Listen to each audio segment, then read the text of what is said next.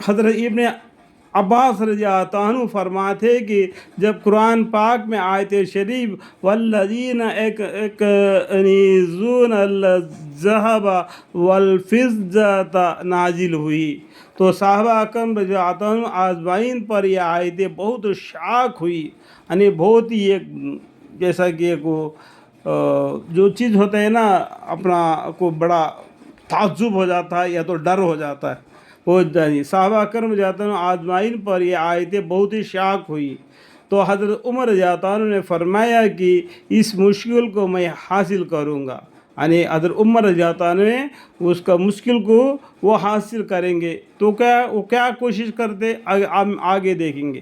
حضرت عمر رضی اللہ عنہ یہ فرما کر حضور اقدس صلی اللہ علیہ وسلم کی خدمت میں تشریف لے گئے اور وہاں حاضری ہو کر عرض کیا یا رسول اللہ صلی اللہ علیہ وسلم یہ آیتیں لوگوں پر بڑی شاک ہو رہی ہے، یعنی بہت ہی ڈر اور تعجب ہو رہی ہے کہ اس کا معنی مطلب کیا ہے۔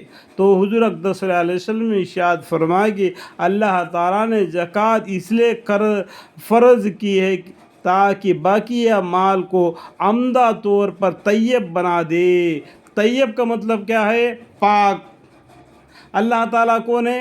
طیب ہے، اللہ تعالیٰ پاک ہے، اس لیے بولتے ہیں سبحان اللہ۔ سمجھ میں آیا؟ حضور اقدس صلی اللہ علیہ وسلم نے فرمایا کہ جو مال آپ کے پاس ہے وہ زکوٰۃ کے طور پر لوگوں کو دو گے، غریب محتاجوں کو دو گے، وہ مال تمہارا طیب بن جائے گا۔ جو مال تمہارے پاس ہے وہ آگے ذخیرہ بن کر تمہارے کام میں آئے گا، دن میدان حشر ہوگی۔ سمجھ میں آیا بات؟ حضور اقدس صلی اللہ علیہ وسلم نے ارشاد فرمایا کہ اللہ تعالیٰ نے زکوٰۃ اس لیے فرض کیا تاکہ باقیہ مال جو تمہارے پاس بچا ہوا مال کو عمدہ طور پر، اچھے طور پر اللہ کو قرض دو گے تو غریبوں کو دو گے تو وہ طیب بنا دے، طیب یعنی پاک بنا دے گا۔ اور میراث تو آخری وجہ سے قرض ہوئی۔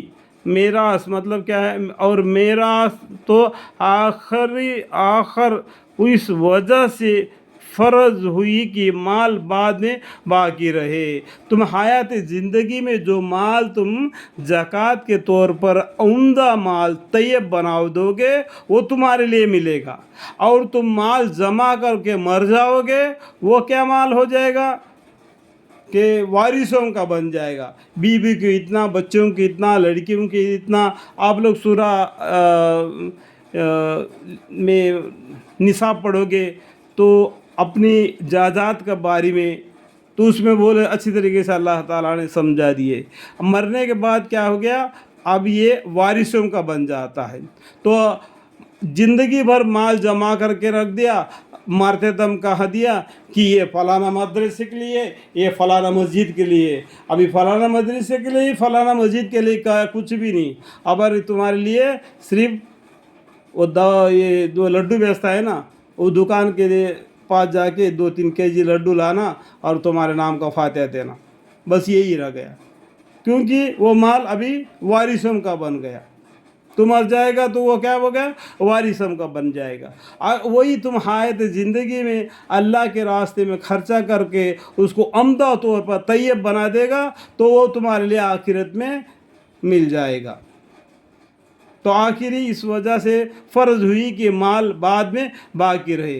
حضرت عمر رضی اللہ عنہ نے خوشی میں اللہ اکبر فرمایا، الحمدللہ، اللہ اکبر فرمایا، اللہ بہت بڑے ہیں، ہمارے لیے سب کچھ اچھا ہی سوچتے ہیں۔ اس لیے دین اسلام کے اندر مال کے اوپر زکوٰۃ فرض کیا۔ دیکھو، ایمان، نماز، روزہ، زکوٰۃ اور حج۔ زکوٰۃ اور حج پیسے والوں کے لیے، یہ تینوں سب کے لیے۔ سمجھ میں آ گیا؟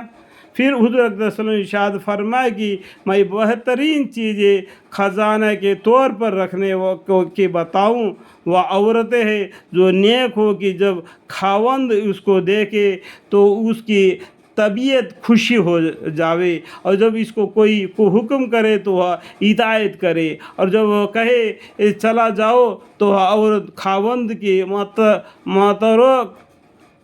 چیزوں کی حفاظت کرے جس میں اپنی آفت بھی داخل ہے۔